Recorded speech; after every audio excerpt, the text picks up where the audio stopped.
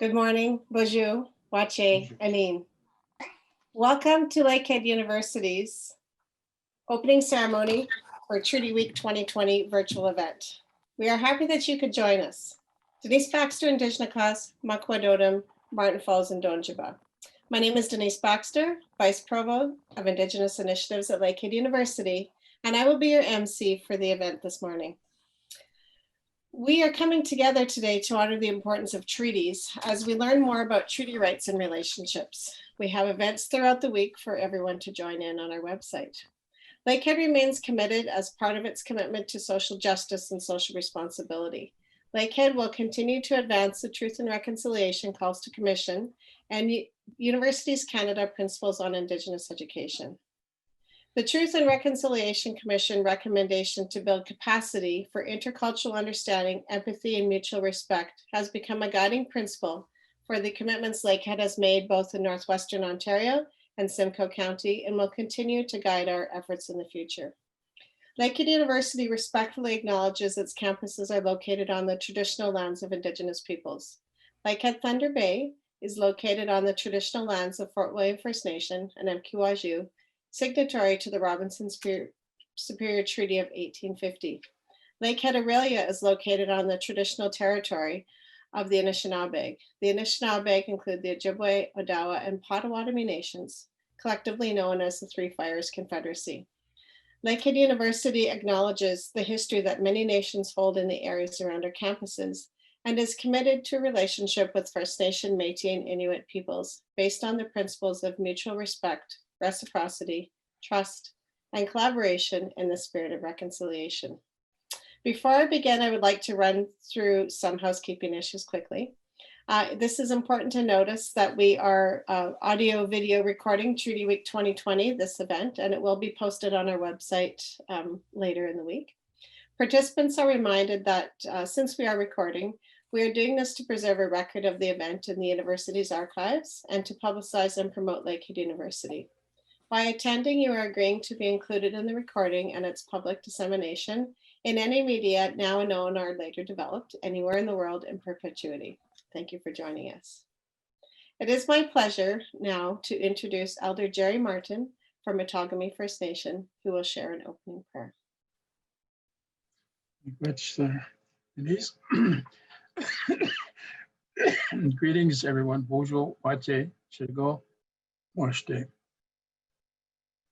It is a beautiful day. The sun is shining and the snow isn't flying around like Moira is afraid of, but it's coming. And it's a good time for Mother Earth to sleep. So we must be mindful of that, so that don't look at it in a negative way, but a way that this is just one thing that we have to live with and have lived with it for thousands of seasons in our land here. So I always acknowledge the ancestors.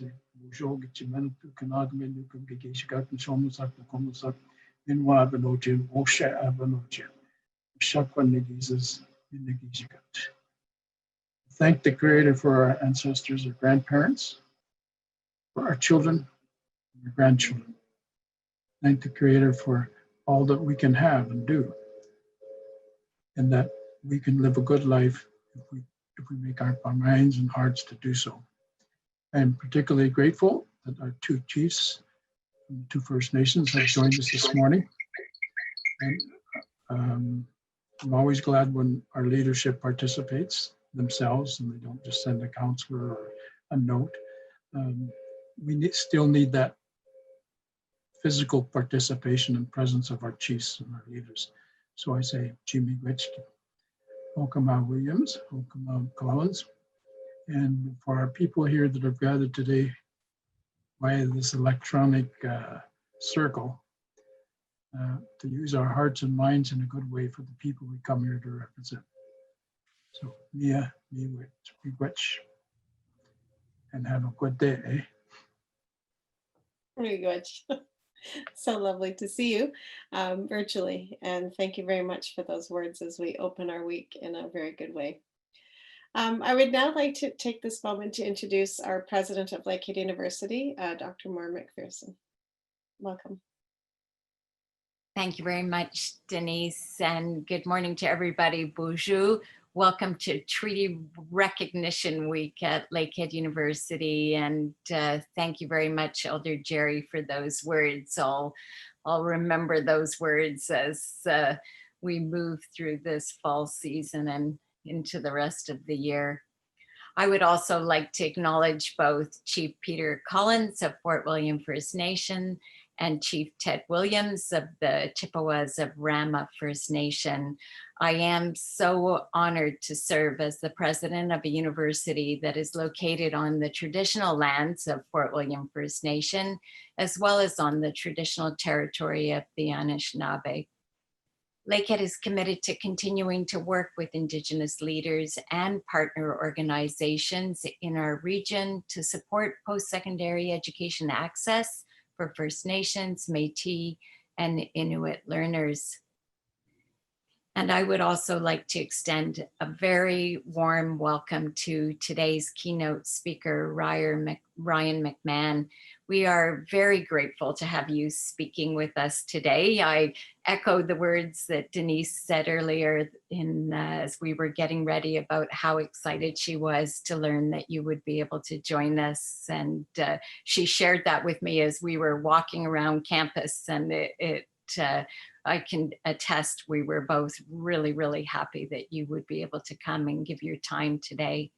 You've helped bring knowledge on Indigenous experiences and reconciliation work to so many different audiences through your presentations and through the conversations, public conversations that you've had. And I thank you very much for joining us. Treaties Recognition Week began in 2016 when the province of Ontario passed legislation declaring that the first week of November would focus on and recognize treaties.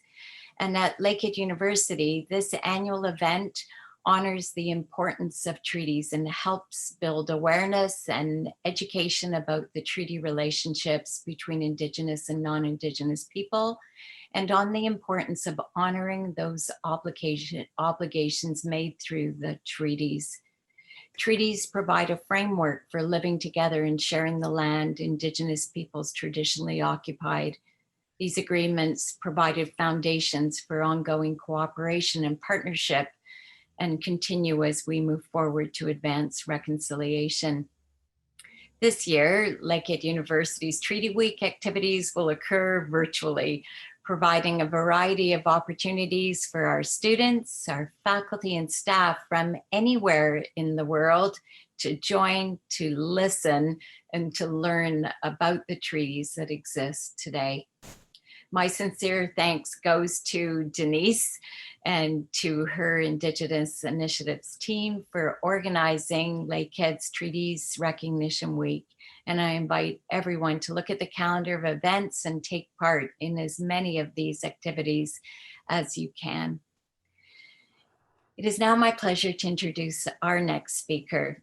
3 years ago, Fort William First Nations flag was raised on our Lakehead Thunder Bay campus's Wall of Nations. It holds a place of honor as an acknowledgement of the traditional territory on which our Thunder Bay campus and community are located, and as a symbol of our ongoing commitment to the relationship between Fort William First Nation and our university.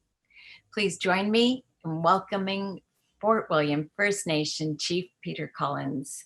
Thank you, everybody. Miigwech. Thank you, Moyer, and good morning, everyone. I'm always excited about participating in these types of events, more in person than live stream, but we're living in a different world today. So first of all, let me acknowledge the words of our elders. They're starting us off in a nice way, and that's an important part of our day as we journey into the day and the events that we have in front of us. Jerry, only thing I didn't appreciate was you talking about snow. No, but nonetheless, snow is on its way. Like you said, I mean, we live in a world where the seasons change, and we've learned to live with them. We could live in a worse place, I guess, but we're living in northwestern Ontario, and it's always nice to be in our communities and around the region here. To Denise, thank you for the invite. I was scrambling at the last minute here because of the connectivity for me, but I managed to get on. So Ted, Chief Ted there, it's always nice to see you and nice to hear your voice, and continue looking forward to seeing you in person in the very near future. So as we continue our work and the work that we have to do on behalf of our communities. To Ryan, I look forward to your keynote address, and they're always important to hear different opinions about treaty and the treaty recognition. Fort William First Nation is one of the original signatories to the Robinson Superior Treaty Area here in this region. We've went through a lot of transition in our community since September 7th, 170 years ago. Our community has changed immensely.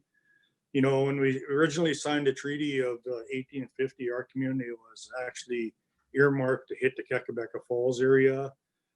Because of a surveyor and the interpretation of leagues versus miles, our community shrunk down, and eventually we settled those claims in 2011. So a lot of work to change the mindset of folks in and around the region. We continue to do so. In 2011, we also are with our partners across the river, signed a declaration of commitment to work on common goals and common understanding. And you look at our treaty, and that's the work that we need to do together. And when we signed a treaty, it was about sharing in the natural resources of this country and of our territory. And we're still continue to work on seeking those benefits in our community here today. We continue to work hard to make sure that we're not forgotten, and we will not be forgotten. You look at the impacts of residential school. It's almost extinguished the language in most of our communities. It's pretty much deleted the language in our community almost to probably almost to 100% now. There's still a lot of work to be done on that front to regaining that language and regaining our culture. So, and we continue to work on that front, and we continue looking for the support of our non-Indigenous organizations such as the university. And we thank them for looking at it as a positive step in the right direction and building those strong relationships. You know, and one of the things I say, when we signed our treaty, we didn't sign a treaty to have our women murdered. We didn't sign our treaty to have our kids extracted from our communities. We didn't sign the treaty to have our communities eroded and the land of our communities being taken from us. Again, that's very important that reconciliation is on the forefront of everyone's minds as we try to change the mindset of folks in Canada and within our regions, as we look to make every effort to rehabilitation, reconciliation, and we have to work strong in efforts to make those changes. And we have to do those together in partnership with our non-Indigenous brothers and sisters. So we can do it, and we will do it in the coming months, in the coming years, and we'll continue to work together on every aspect of that. So on behalf of my community, I welcome you all into the beautiful land of Fort William and into the beautiful traditional territory of Fort William. That traditional territory runs from the US border, 45 minutes south of Fort William to Mishpacotton, just outside of Sault Ste. Marie. So I thank you for the opportunity to participate today, and I look forward to working in continuation of working with the university and every aspect of what we do in the coming years. So on behalf of my community again, I welcome you all here. Very good. Thank you, Chief Collins. And I know we do look forward to working together and in partnership as we work to change through these kinds of events, bringing education to people. So thank you very much for that. It's now my pleasure as well to introduce Chief Ted Williams from Rama First Nation, or Majikaning, and a little bit to the south from where I am right now, but happy to see he is here, and he said he had to step out of a council meeting. So I'm really happy that you're able to take the time to come to bring greetings today, Chief Williams. Anin Bojo, Ted Williams, Indigenous Cost, Ramam and Jikling Donjaba, Gigo Dodem. Chief Ted Williams calling from Rama, and my clan is the Fish Clan. Jamigwach for inviting me to bring some remarks. Thank you very much, Denise. Good to see Moira once again, and my good friend, Chief Peter Collins from Fort William. I know you've probably got a little snow. We've got a bit of it overnight. I'd also like to acknowledge the words of Elder Jerry Martin. Miigwech for that, and Ryan McMahon. I'm going to have to view the tape, and then I'll offer some comments once I review the tape. But I'm sure you're going to be doing just fine. Chippewas of Rama, members of my community and Chief and Council, again, I'd like to extend a miigwech for involving us. We have, I believe, a very, very strong relationship with the good people at Lakehead University. Also, the Chippewas of Rama have been involved in, we've settled the Coldwater Narrows land claim issue several years ago. A couple of years ago, we working with the Williams Treaties First Nations, we resolved the land claim issue, and it's hunting and fishing rights actually a couple of years ago. And the news has been quite clear about the state of treaty relationships of late, whether it's the Mi'kmaq lobster harvesters in Nova Scotia, the 1492 land back lane protest in Caledonia, the Trans Mountain Pipeline in British Columbia. We have wild rice harvesting on Pigeon Lake, which is affecting the relationships with the non-native and our sister First Nation Curve Lake. And there's many more examples. All you have to do is look across this country they call Canada. And the origin of all of these protests are treaties, contracts that are signed and sworn to at one time. Now they're termed as disputes in the media and the public opinion, when in fact they're not disputes. But people don't understand. And so a contract broken by one party, the Crown, now seen as an opportunity to renegotiate, resolve differences, mediate a settlement, establish new terms. What? Who among you would be satisfied with renegotiating for less than you had contracted to begin with? Whether it's your school, whether it's your home, maybe it's a rental on your home or something with your landlord. That doesn't happen these days. It's ridiculous. First Nations have been experiencing this challenge over and over again through our history in dealing with the Crown. Over the next few days, you will have the opportunity to explore these topics with many great and learned speakers who are going to engage you, who are going to push you. I want you to take this opportunity to understand and explore your role in the restoration of First Nations relations. Each of us has a role to play. Once again, miigwech, have a great week, have a great day. It's good to see my friend Peter. Hopefully next time, Peter, when we see each other, it might be on that nice golf course, just part of your community there. I look forward to playing the Big Thunder. Miigwech, have a great day. Miigwech, thank you, Chief Collins, or sorry, Chief Williams. I look forward to that.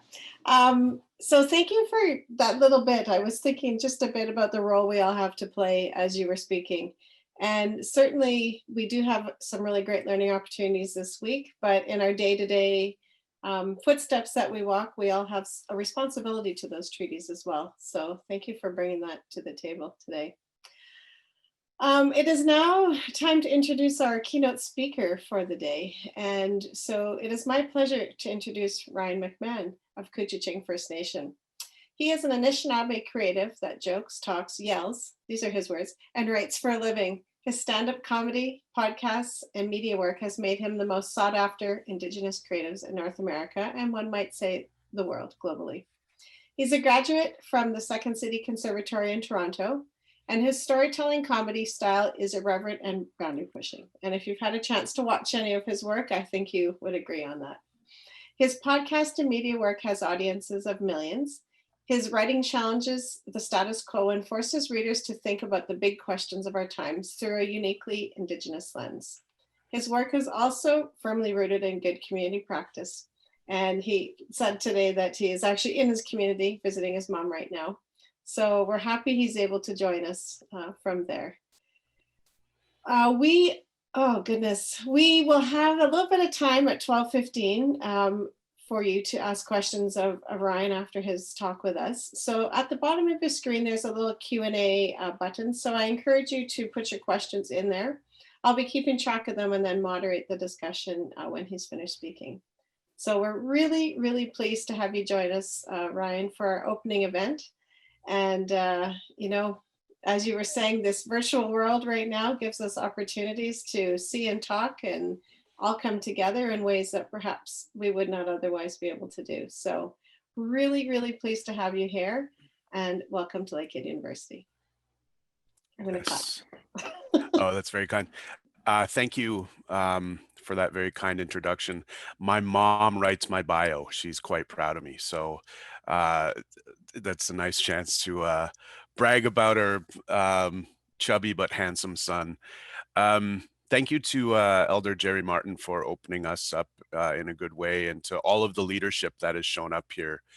I'm not shy to say that not too long ago, it would be hard to get chiefs and very important people at places like universities together at the same table to share in a moment of acknowledgement like this. And I think the fact that we are gathered here today in this way shows proof positive just how much the markers have moved recently in the social responsibility question in space. And as Chief Williams has acknowledged, there's still a long way to go in that space. And the fact that we have assembled here and are together shows us that there is an effort, there is an opportunity, and there is will amongst the people. There's not will amongst the politicians yet, but I think the more we push the social responsibility and the political question in Canada together, the further we go faster. So that's what this work is all about for me. And wouldn't it be nice one day if we weren't doing Treaty Awareness Week, but instead Treaty Implementation Week?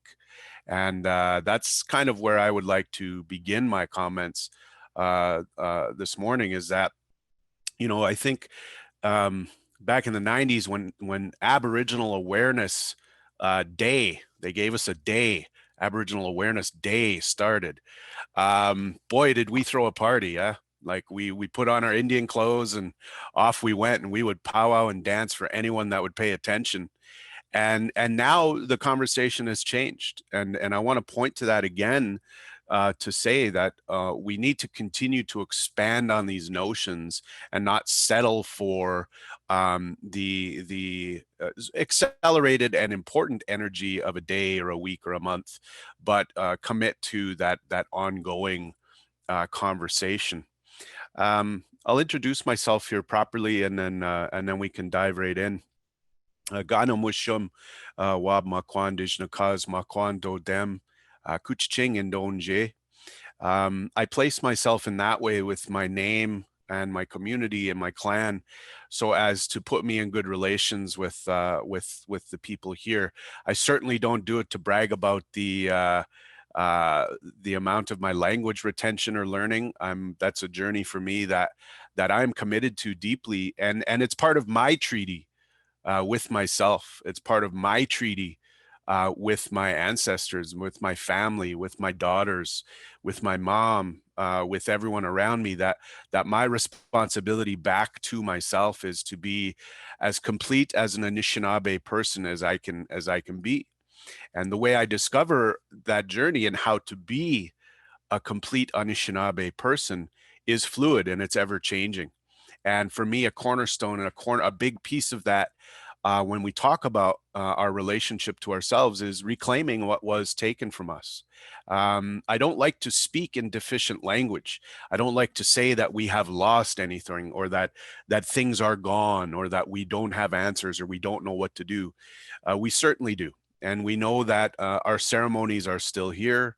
We know that that what we're told is that our language and our knowledge is out on the land, almost quite literally sitting in little bundles that we are to go out and find and to pick up. It's like Lord of the Rings, you know, that those guys went out to go find the ring, because allegedly there was, I haven't watched the movies, but they say there was a ring out there.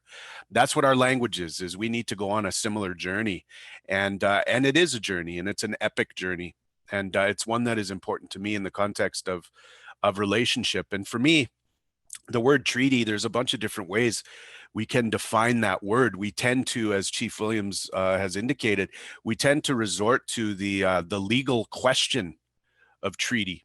And I think the legal question of treaty is a valuable and an important one. Obviously, it is what has created this country, and needs some surety. We need some foundation to build from, and we need a willing partner to do that.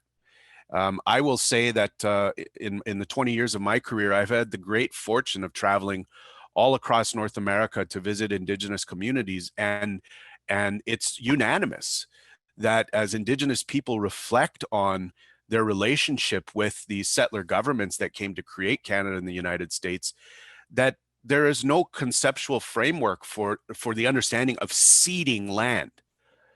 To cede land would be to cede life, and to cede life would be to not be us anymore. And you just can't imagine a situation where our ancestors and those that were speaking for us, the Gimas that were speaking for us and that were out front of the people, but were informed by the community, informed by our clan leadership, informed by our women and the people in community that held that knowledge, they would have never sent our leaders out to give up our lives. It just would not make sense. And so I want to start by pointing towards the Indigenous perspectives on treaty are not revisionist. There's this legal understanding, and it's a loose understanding, but it's one that gets weaponized against us by Joe Canada out in the prairies, or Joe Canada out on the East Coast, or wherever the conflicts of the day may be, that the Indigenous perspectives on treaties are revisionist, and that we're trying to find a way around the law. And that's a confusing thing, because again, as we dig into our own treaty stories, you know, we well understand where our perspectives and our own laws, our own governance systems, our own trade economies, and the way we conducted ourselves amongst each other was one that kept us on these lands for thousands and thousands of years. And that is not up for debate anymore. I'm in my home territory right now, and you know, a mine opened up in this territory not too long ago in partnership with local communities here. And in order to do so, you have to follow laws and regulations, and they carbon dated 4 archaeological sites. In order to pass the environmental assessments that were necessary, they have to do archaeological digs and assessments. And in that dig, they found evidence and proof of Anishinaabe existence in this territory 9,000 to 11,000 years ago. That's carbon dating. So we're now using Western science to back up what our elders call since time immemorial. And we've had to go to Western science because we've said since time immemorial, and no one believes us. So now when we bring Western science to the table, they go, well, we don't believe science. Now we're anti-science. So we're in a very precarious relationship with the conversation.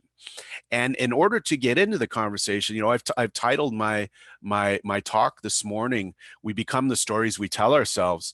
This country has certainly become the story it has told itself, that it was a domineering and dominant society that was going to settle here and push the Indians aside so as to create a utopia here for those that came.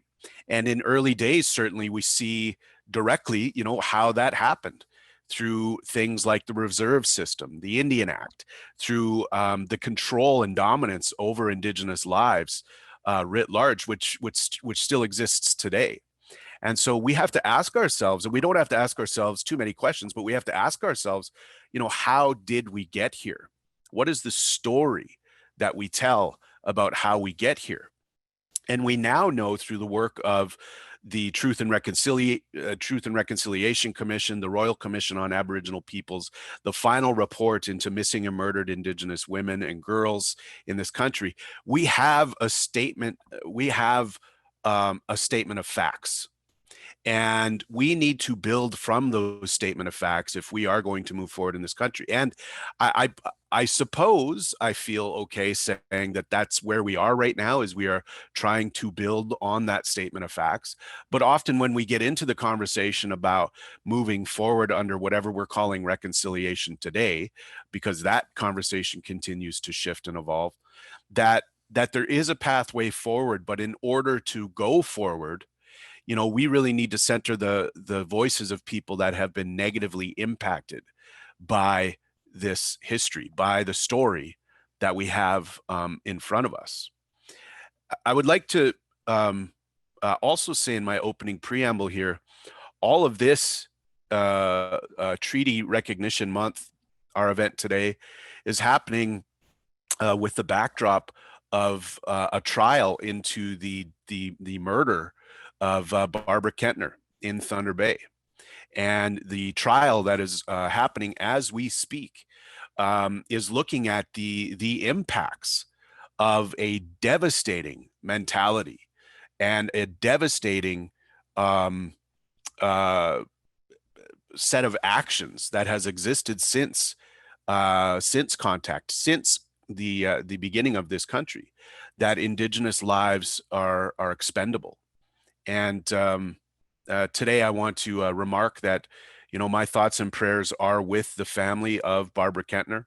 My thoughts and prayers are with Barbara Kentner's daughter, who is currently battling cancer and is not able to attend the trial and to witness what could be and hopefully will be justice for the senseless killing of Barbara Kentner. And we shouldn't lose sight of the fact that in Canada today, Indigenous lives continue to be expendable. And we are fighting against the very toxic and poisonous mentality of colonialism.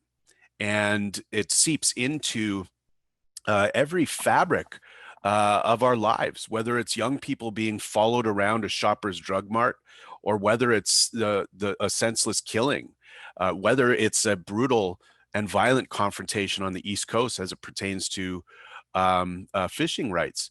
The lives of Indigenous people in this country are still not valued the same. We can point to data and we can point to statistics that show us that Indigenous kids are underfunded in education. We can look at the child welfare system. These aren't debates. These aren't debates that we can have about whether these things are existing today. We know very well what is happening in this country. But the question remains is, well, how do we get out of this situation? How do we lift ourselves out of this place?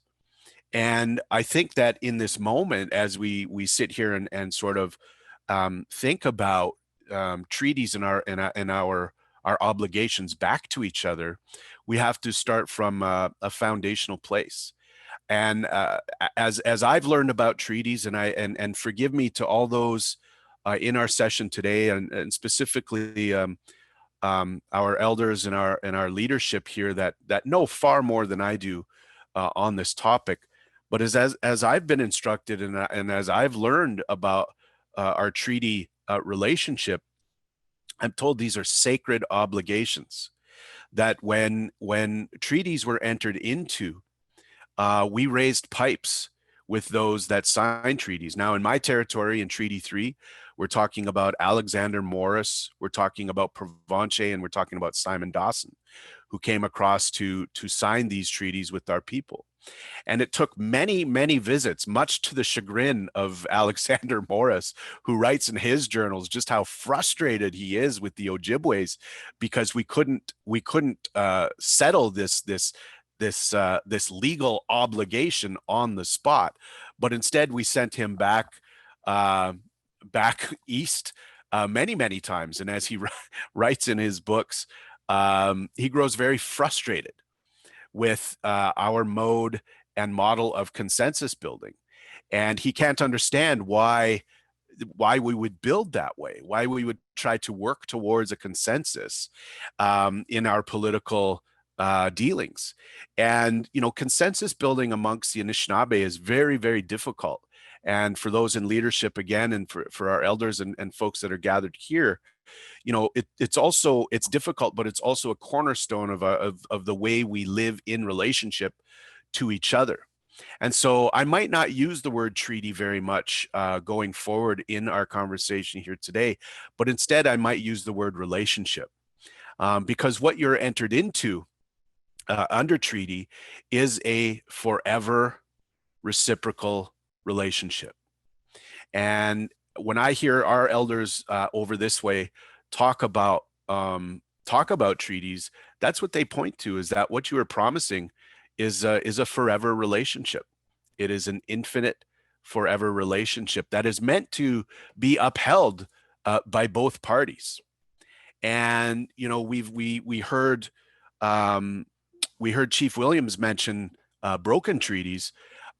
I would say that those treaties were broken before the ink was even dry on the paper, because before the ink was even dry on the paper, we have things like the Indian Act and residential schools introduced into this new place they called Canada. And so I don't know that we can really even look at our treaty relationship without looking at all of the impediments that were put in front of Indigenous people in the advent of signing treaty. And there are accounts and oral histories that say that in the early 1900s, just 25 or so years into the signing of Treaty 3, Anishinaabe people from this region went to Ottawa to petition for the government to live up to its obligations. So while we see things like Idle No More and Standing Rock, and even we can mention the conflict at Gonasatage, what we're seeing at 1492 Landback Lane, these are all extensions of an ongoing resistance by Indigenous people in this country. So it's not a question of these small flare-ups or what they call conflicts in different regions and territories, always over land and resource, but that this is an extension of the truth about this country. That's part of the story we need to tell ourselves here, is that this isn't about a bunch of angry Indians not getting what they want and pulling hissy fits and blocking highways. This is about a history of this type of treatment between the governments of the day and the Indigenous people. And that's a really troubling truth to dance with. That's a really, really, really complicated history. Yet when we do talk about treaties, we tend to gloss right over that. We've in fact created T-shirts and posters that we wear during these months that proclaim we are all treaty people. Well, that is a bold claim, to say the least. We are all treaty people. Now, if we are just meant to wear this T-shirt or carry the poster as a reminder of our sacred obligations, then that's fine.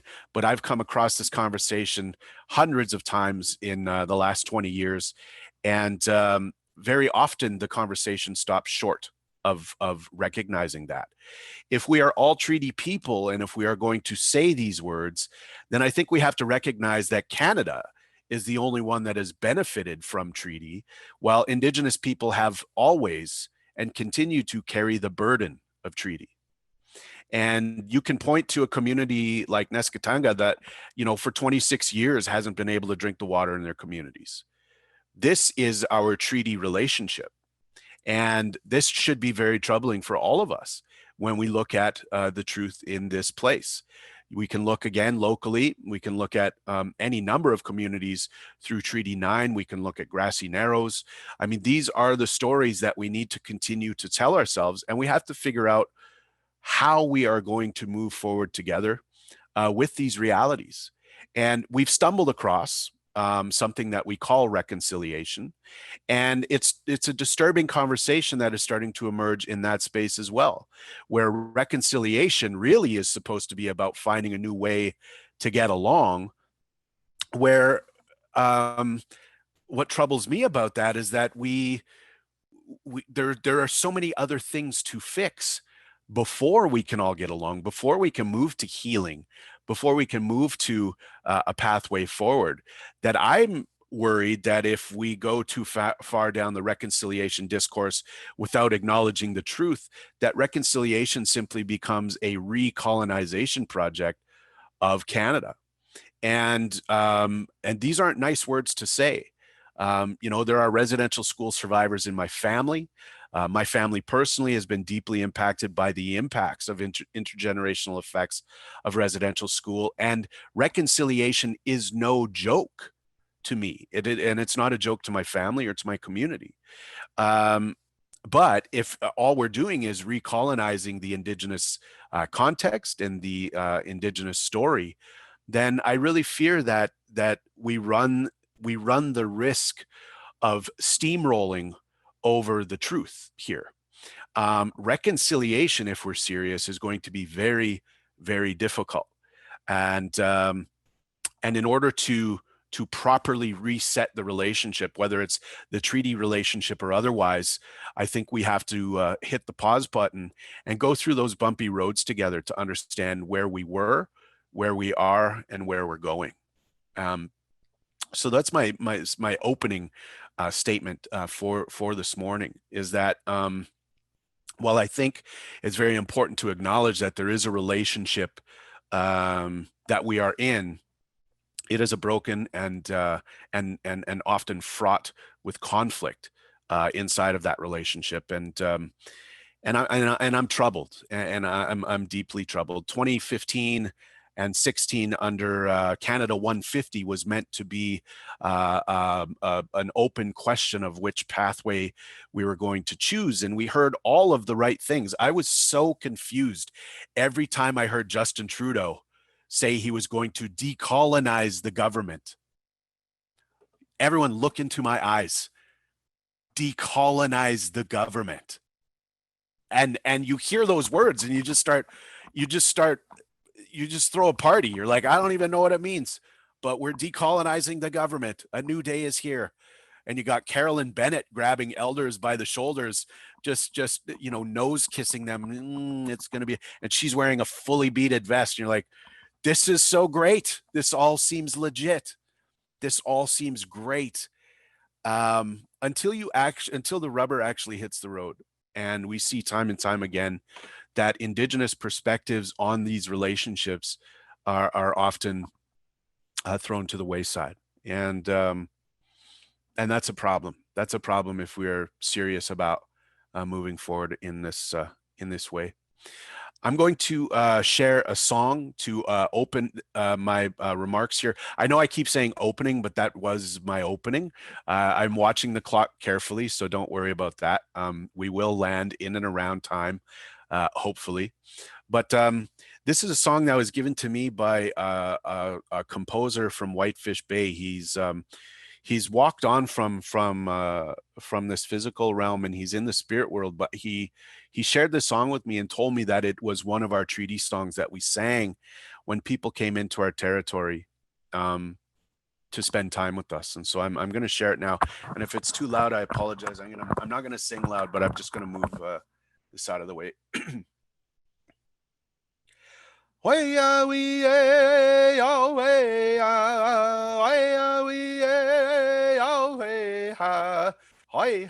yo hui an, hoi a wee oh hui ha, hoi a wee ha, oh hui ha, hoi ha ha oh hui ha ho, hoi a wee oh hui ha, Hey yo, hey yo, hey ha. Hey yo, hey yo. Chimigwe chendenan, chimigwe chendenan, hanishinabe. Hiya we oh hey ha, hiya we ha, yo hey ha, hey ha ha oh hey ha ho, hiya oh hey ha. Hey, hey, hey, oh, hey, ha, hey, hey, oh, hey, hey, oh. So that song, that song, those words talk about, they're saying thank you for coming to help the people. And I think that that's an instructive piece of information there. That song was shared when people came into our territory through Treaty 3, and we sang it so as to say thank you for coming to help. We didn't say thank you for stealing our shit. We didn't say thank you for shooting all the moose. We didn't say thank you for cutting down all the trees and taking all the valuable minerals. That song was thank you for coming to help us. And that song, what I'm told, is in the hundreds of years old. And so that is, I think, a really important place for me to start to frame the rest of my comments here this morning, is that the understanding of having people come into our territory was a relationship of peace and friendship. We know about the peace and friendship treaties, the difference between those and the number treaties, et cetera, but those words are instructive. And when I dig into that song and I start asking other singers around Treaty 3, what do you know about this song?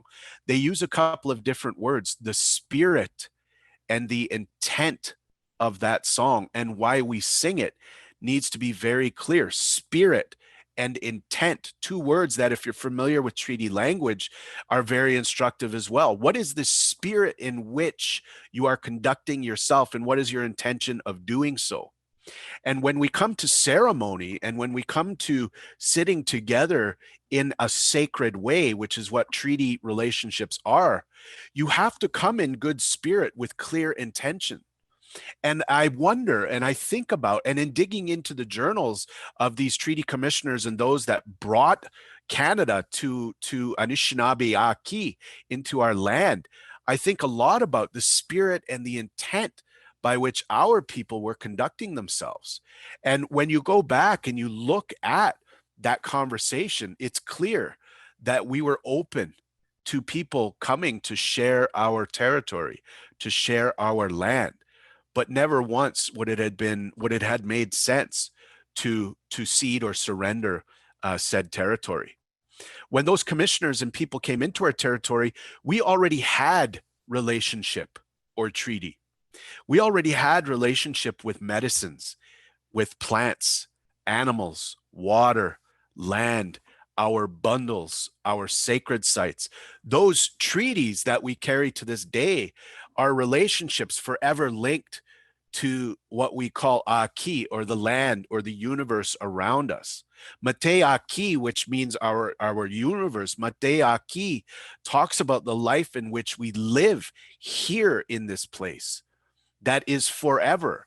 And so while I'm here physically on this earth for a short time, hopefully a long time, but a short time, relatively speaking, that our lives don't end here. We stay in this place forever. We'll have forever impacted not just our loved ones in our spiritual relationship and our physical relationship and our emotional relationship and our mental relationship with each other, but instead we'll have forever impacted Aki and the land around us. And that's an interesting idea of what I guess we now call, like, what do they call it? Environmentalism, right? That we have to walk lightly on the earth, and that we don't take more than we give, etc. And I'll get into our conceptual framework around that in a little bit. But it's all to say that before there was anyone else here, we already lived in relationship. And that relationship is so vital to the pathway forward. You may have heard younger activists and people creating this movement called Land Back. It's an evolution in thinking, and it's an evolution in the social responsibility question and an evolution in the political responsibility question of what is core and central to a pathway forward, which is land. Because make no mistake, the project of colonization has always been about land and resource. It is what has created the economic viability of a place like Canada. And so currently the discourse switching back toward land and young people saying, you know, we need to answer this land question right now. Before we talk about reconciliation or indigenizing the academy or anything else, there's a major land question that needs to be answered. And we know that our relationship, our treaty with the medicines, with the animals, with the water, with the air, with the land, our bundles, that those first treaties, those treaties that we were given by the Creator themselves, is fundamental to Anishinaabe existence. So all that to say is that when these treaty commissioners, you know, walked across our land, they didn't come and grant us anything. We were not given anything by Canada. We were not given special rights. We were not given special privileges. We were not handed anything by the government of the day other than a responsibility back to the newcomers. That's what we were given. We were given the responsibility to live in good relations forever with our new friends. That's our understanding of treaty. See, our rights, you know, if we call them rights, only exist with creation, and they're not rights at all. In fact, they're responsibilities. Our responsibility creates our direction in our lives. Our responsibilities come through our clan systems as Anishinaabe people. And our clan systems are meant to be instructive. Clans weren't like cool tattoos. I mean, I know they are now. Like, yeah, I got my clan on my shoulder, and I got my name on my other shoulder in case I ever forget my name. But the clans were meant to be instructive and responsibility based, so that when we understood what our clan was about, and when we understood what our clan meant to taught us, that we could move towards living in that way. Because again, our lives are always in an evolutionary state. We are always evolving and changing. One of my favorite quotes is Basil Johnston, who said, traditionally, we were a contemporary peoples. And I just love that quote as sharing the idea that through time, Anishinaabe people always remained fluid, always changed and evolved with the coming days, months, and years, that we were always looking for proficiencies and better ways to do things. If there's one thing that I know is Anishinaabe people will work hard, but only for a little while, if you know what I'm saying. Like, we'll get the job done, but we also want to relax. We also want to laugh. We want to tell stories. We want to visit. We'll get the work done, but we also have to find that time for ourselves. And that's actually in our treaty stories in Treaty 3. When you dig into those stories, it's been said that, you know, people didn't come to the table because they were busy. They were doing other things. That these people showing up didn't mean that we were going to drop everything else we were doing. Just meant, okay, well, we got visitors. We'll get to them, give them some tea, and we'll get to them in a little while. And I love the idea that while we lived with our clan systems, that they were the things that took care of us inside of community. There's a story that goes along, and it's a very long story, and we only have about 20 minutes, 25 minutes left. And so I won't be able to tell the whole thing, but essentially there was a time when Anishinaabe people lost their way, and the Creator was very upset with the Anishinaabe people. There was famine, there was war, and a lot of people were dying. And this village, who was thought to be one of the last Anishinaabe villages left in existence, was very ill, and really, really lean, tough times had fallen upon this Anishinaabe village. And the only ones that were still still up on their feet were the young people, were the youth. And this old woman said, you need to go out and find the medicine that will help us, that will bring us back to health and wellness. So the young people go out, and it takes them 4 days to go out and try to think of and find and harvest this medicine. And finally, this young person looks up at the top of the trees, and they notice that there are blueberries on top of the trees. But back then, a long time ago, before the Anishinaabe petitioned for the blueberries to be brought down to earth, they grew individually on the tops of trees. And the Anishinaabe youth would climb these trees and pick little handfuls of these blueberries, but they could never pick enough for their village, and they couldn't pick enough to provide sustenance for the people. And so they were tired after trying many, many different trees, only getting a few blueberries. They sat in defeat and they were upset. And then one Anishinaabe youth said, we need to put down tobacco and we have to pray. We can't give up. We have to pray. And so they made their petition. They offered their tobacco, and they asked Creator, if you can hear this prayer, we ask you to have pity on us. We're pitiful people.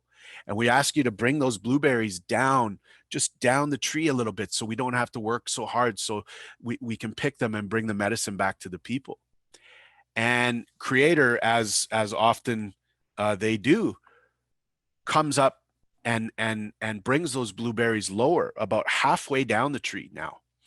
And the youth are so surprised, they climb back up the tree and they start picking the blueberries faster, but still they get tired and they can't quite pick enough for the village, and they're not able to get what they need, and they feel defeated and they feel upset. And so they petition the Creator one more time, Creator, please bring these blueberries a bit lower. We can't pick enough.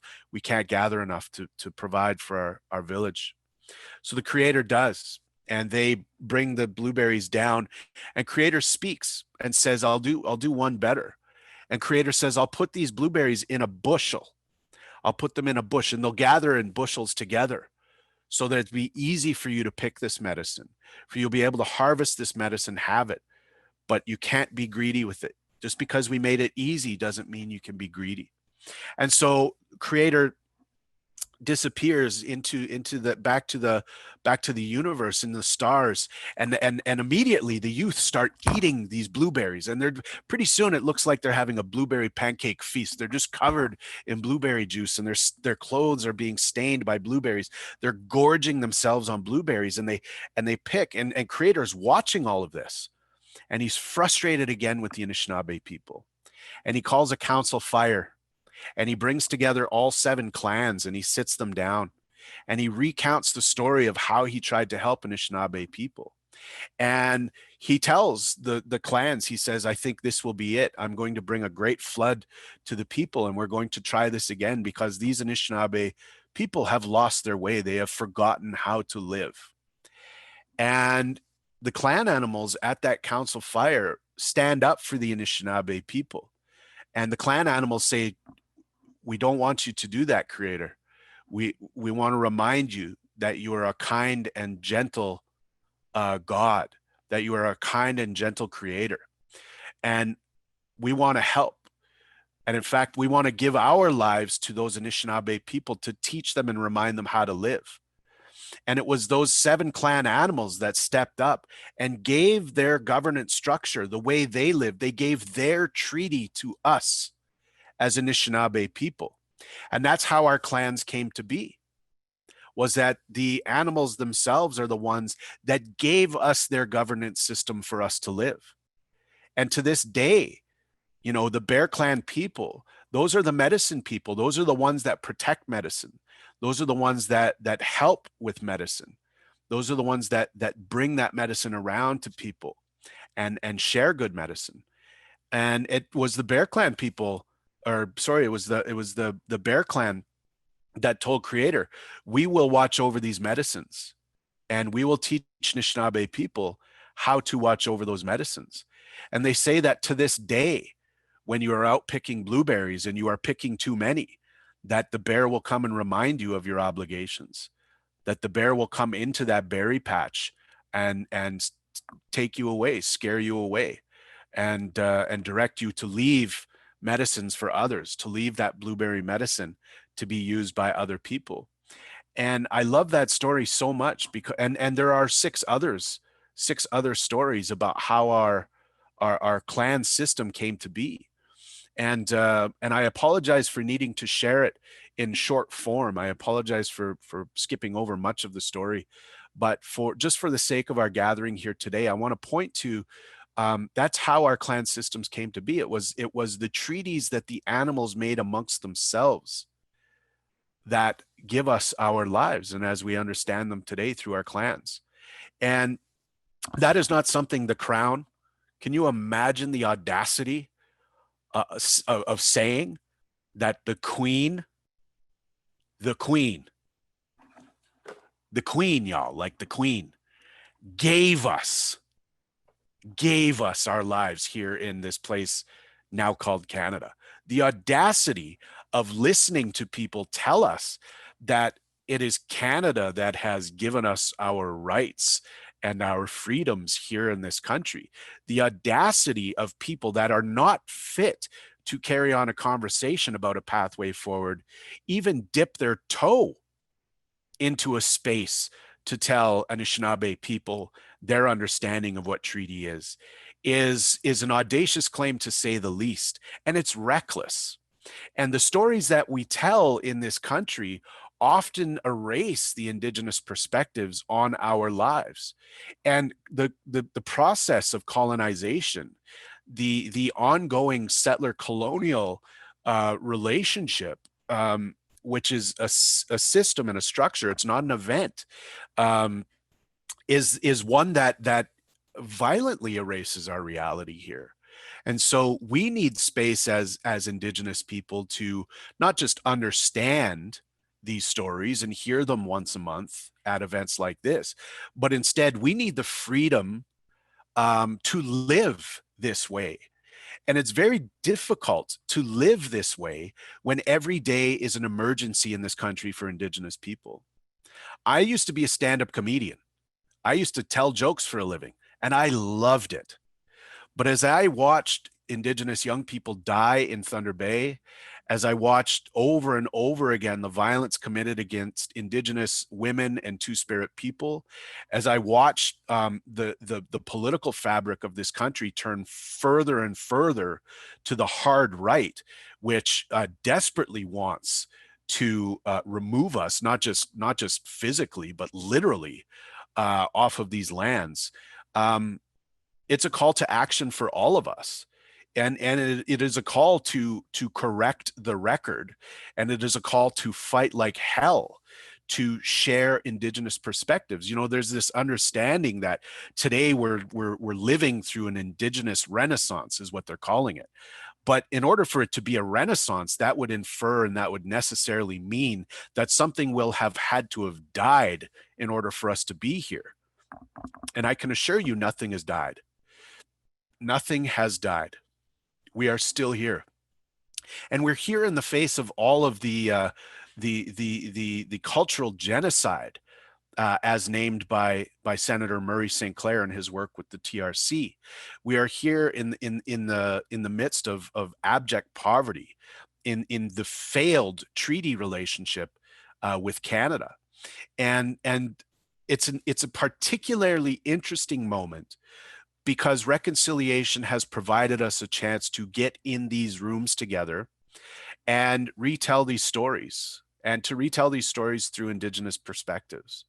And the value of all of the literature flying off the shelves at your local chapters, the opportunity, as we were talking before our live stream started, to go to a film festival like Imaginative in Toronto every fall to celebrate Indigenous film and media art, the opportunity to witness prime time television being made telling Indigenous stories. I mean, as far as I'm concerned, if Canada was serious about reconciliation, Indigenous stories would be being told every nook and cranny around this country, full-time, forever, for the next 153 years. If we really want to correct our understanding and correct the record, we need to overcompensate. We need to over-resource. We need to continue to make space for Indigenous perspectives to be shared and understood. Because the colonization project has not just ripped off Indigenous people. Make no mistake, colonization has ripped off Canadians as well. We've all negatively suffered under the project of colonialism in this country.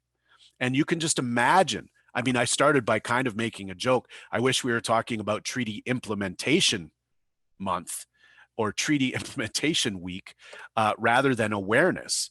But we'll get there. We will get there. But you can imagine how these events might evolve and change through time when we can get to a place where all young people across Canada are learning in the Indigenous language of their region or territory in which they live.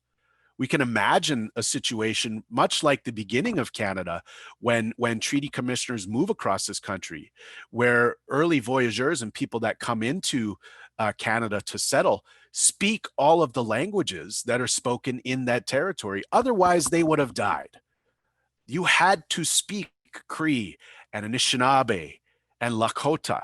If you were moving out to the Red River and you were trying to have meetings with these people, there were people that spoke those Indigenous languages as well as French and English. We can imagine a country where you can travel across the Trans-Canada Highway, make pit stops into Indigenous nations and experience their language, their culture, their food, their governance, their trade, their art, their fashion. We can imagine a place where, you know, in high school, it's very common for young Canadians to sew a Canadian flag to a backpack and travel across Europe on a train pass, right? And explore the world's foods and languages and laws and religious beliefs. And they pack a backpack full of T-shirts and condoms and euros, and off they go.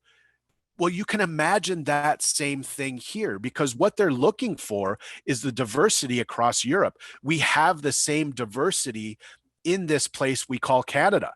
If you were to catch a ride from British Columbia all the way out to the East Coast to PEI, and all stops north and south in between those places, you would experience the beauty and diversity of Indigenous people across this land. You can imagine that being the project on a go-forward basis. But how do we get there? How are we possibly going to get to a place that I can imagine, that I hold deeply in my heart? And I hold that deeply in my heart for my daughters and potentially the children they may have down the road and their children. I want this place to be a place I'm proud of. I want this place to be a place full of potential. And I want this place to be a good and just place for all. But today, as we sit, I cannot call this place that. I cannot in good conscience pretend that there is a different conversation happening, because it's not. And the threat of Indigenous nationhood to Canada should not be a threat. It should be a celebration of potential. It should be a celebration of our original relationship. It can be a celebration of what we call Manitou Aki and Akonagewin. Manitou Aki and Akonagewin. And when I use those words strung together, those three words specifically, Manitou means spirit, Aki means land, Inakonagewin, roughly translated, not literally translated, means law. But when you put those three words together, and those words are used here throughout Treaty 3 by our elders in the Grand Council of Treaty 3 as it relates back to any sort of resource development or resource extraction or projects like that, they will call on a ratified Anishinaabe law inside of Grand Council Treaty 3 called Manitou Aki and Akonagewin, spirit, land, and law. And what that is talking about is the Anishinaabe perspective on life. We are to live in good spirit with the land, in a relationship that is reciprocal forever. Manitou Aki in Akonagewin is not just like a cool thing to say during a keynote, but it is pretty cool. It is meant to be instructive.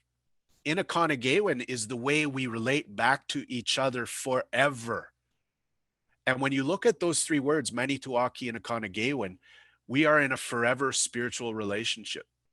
We are forever in a spiritual relationship with each other in this country. That's why you hear the voices of anger and dissent amongst Indigenous people. There was a deal made that was never lived up to. There was a deal made in this country that helped create this country. Indigenous people did not have to agree to treaties. There is no circumstance by which they needed to agree. I mean, it's pretty well documented what happened during the War of 1812. Things could have gone really bad for settlers that came over here, but it didn't. Why? Because we raised our pipes and we swore to peace. And in the swearing to peace, we were swearing that peace forever because our people knew what our own laws were. We conducted ourselves appropriately. And that is why and how this country is founded. And it's not a debate. I could have come into this conversation today and talked about, you know, the Canadian Constitution, the repatriation of the Constitution in 1982, and Aboriginal title. We could have talked about Supreme Court cases and everything else. But those things aren't up for debate. Those are things that everyone should be aware of. Those are things that are Googleable. But what I wanted to come in here and talk about today and share was a spiritual perspective on what it means to be in relationship forever. And from the Anishinaabe perspective, it is clear that we are guided by our clan systems. We are guided by our relationship with the medicines, with the animals, with the water, with the land, with our bundles, and yes, with each other. And that is a profound responsibility that I suppose is an ongoing conversation here in this country, but it is a conversation that has an urgency like never before. And I encourage people to be brave. I encourage people to be, to take risks, to be uncomfortable, to learn, to share, to be patient, to be kind, because resetting this relationship today, it's going to take all of those things. I like the saying, strong hearts to the front. And if you have a strong heart and you feel like you're cut out for this work or this conversation, run up to the front of the line and lead for a little while. Take some risks, figure it out. If it's a book club, if it's a Zoom speaking engagement, which is, I guess, what we're doing now, take that risk. Strong hearts to the front. And when you don't feel strong anymore, fall back to the back of the line, charge those batteries, and get back up to the front again, because it will take us all, you know, to do this work. And there's an opportunity for us to do this right now, and we're not going to get a do-over. You know, this reconciliation discourse, Canada 150, and the moment that we're in the aftermath of those two things, this is a very, very, very important moment we are in. 10 years from now, if we get it wrong and we go down this recolonization of Indigenous peoples pathway that I think we are currently on, we're in big trouble. We are in big trouble. But if we are purposeful and intentional in our choices and we move in good spirit with good intentions, we'll be okay. But front and center need to be the voices of those most negatively impacted by the project of colonization, and that's Indigenous people writ large. But I'll give you one more. I think it's maybe more importantly, it is the voices of Anishinaabe or Indigenous women and Two-Spirit people, because they have carried the burden of this country in their lives far more than anyone else. And so I encourage, when we gather like this, we consider who's in the room. If we are talking about reconciliation, I hope there are residential school survivors present. Otherwise, we just recolonize the story. We need to hear from our survivors. They are still alive. They are still amongst us. And we're getting very comfortable talking around them as though reconciliation is some abstract thing, as though it's some destination that we're going to reach.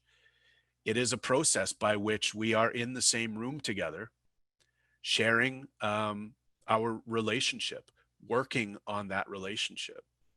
And I think 20, 30, 40 years from now, they will write books about this time. That's what I think. And that is my closing comment, is that I think they will write books about this time, and we'll look back on it and we'll be able to say that's when it all changed. And what you are determining through your actions and through your work and through the conversations we are currently having about the social responsibility and political responsibility in this country, through that work you do individually, will depend on where your name is found in that book. And make no mistake, Canada does not need to reconcile. There's no legal obligation to do so. This is a choice. This is an intention. This is a purposeful movement to create a better country for everyone. And so thank you all for being here today. Thank you for listening to me. And thank you for giving me the opportunity to share my perspective on our relationship, AKA treaty. And it was an honor to do so. Miigwech.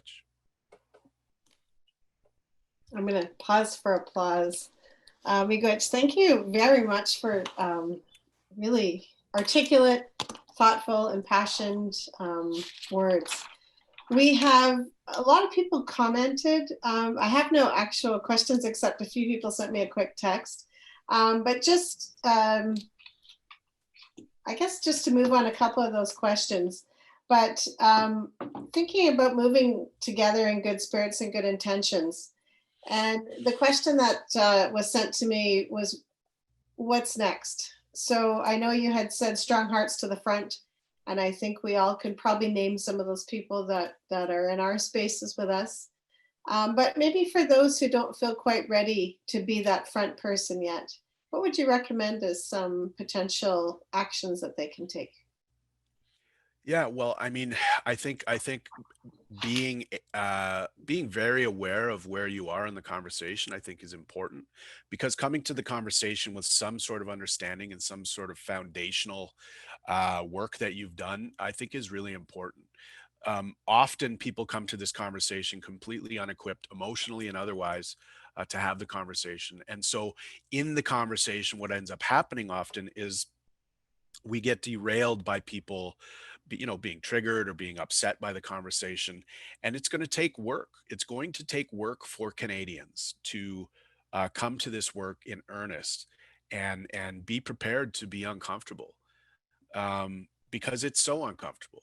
I don't like doing these keynotes. Like, I don't like coming in and kind of furling my brow and giving Joe Canada a spanking. Like, it's not fun for me. It's just necessary work right now.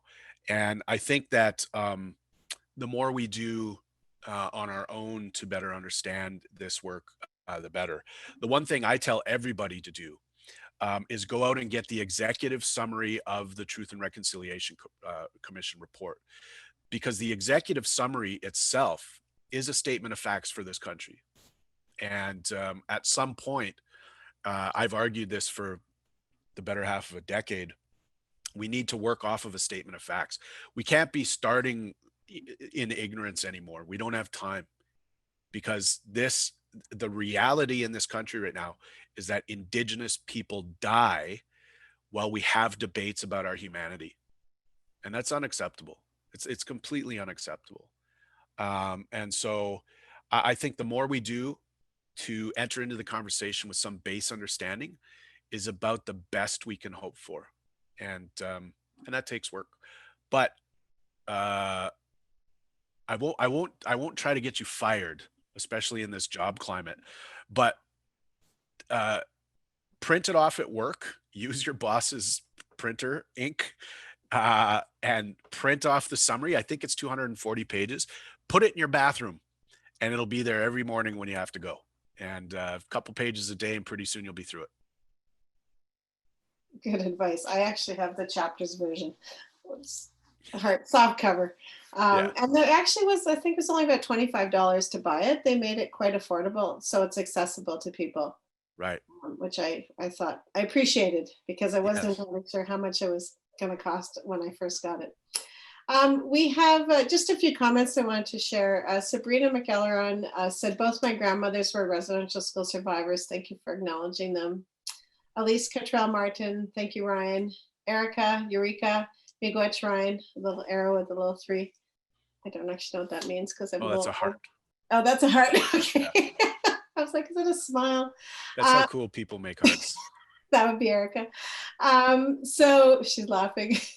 Grace Fox is not a question, but a great deal of appreciation for your words, Chimigwech, from a residential school survivor. Mike Ormsby wrote a small essay, so I'm cut and pasted it all, and I'll email it to you. Awesome. I know and, Mike. Oh, do you? Okay. He wrote quite a lot. I was reading through. You know, shared one little bit, because you talked about Neskantaga and the water, and they've had to evacuate the community here to Thunder Bay.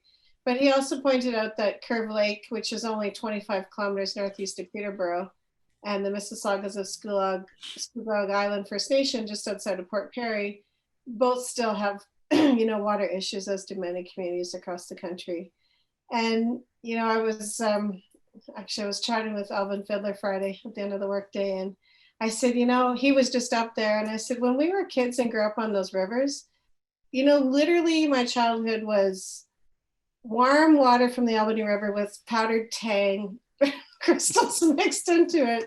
But we just drank out of the river like well, I'm a little bit older, but quite a long time ago now. And it's just not, our water has deteriorated to such a place that it's just not the same as it was even, you know, 40, 50 years ago when I was younger. So all of those pieces, I think, as we talk, and I heard you speak a lot about our connection to Mother Earth and those laws that really govern her health and her safety. And this weekend we had full moon ceremony. Yeah. Obviously, you know, the trials on today, and CBC covered it this morning, so I was listening to that before you started. And Yeah. really, I should also add, I think I may not have said this, but I should also say, like, my comments are sort of framed around my experience, and so what has helped me understand the things that I've touched on and talked about here today is ceremony, and that you know, when you enter into ceremony and you enter into that time, you just understand that you're just looking for perspective. You're looking to feel better about something. You're there for a reason. And so whether you go to church or whether you go to ceremony, it doesn't matter. And I want to be very clear that as long as we are consciously making our decisions in our lives, that there's some benefit to that. And for me, it was through ceremony. And for me, it is through learning my language and trying to wrestle with, you know, these questions of today through that lens, because we're not that far away from, we tend to think about history as sort of black and white John Wayne movies, you know, and like we think of Indians on horsebacks and cowboys chasing us through the fields and stuff, but it wasn't that long ago. And it wasn't that long ago where I want to say it was 2011 or 2010 where I met a 104-year-old Cree woman in Thunderchild First Nation. And she was 104. So she was born in 1910, and she was raised by her grandmother, who was also in her hundreds. So the story she has and the knowledge she carries through 3 generations of her family bring you back to like the 1700s. And this is the knowledge that is in Indigenous communities. And I want to really kind of drive that home, is that, you know, Indigenous perspectives on this history are not revisionist history. This is the knowledge and our understanding that we live with, that we understand.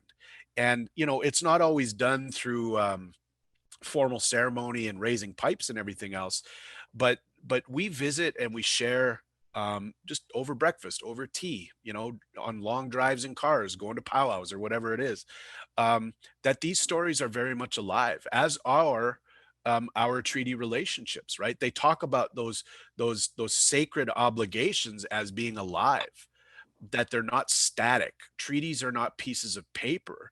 They are forever reciprocal relationships that are alive. Um, and and in order to keep that alive, we need to continue to work.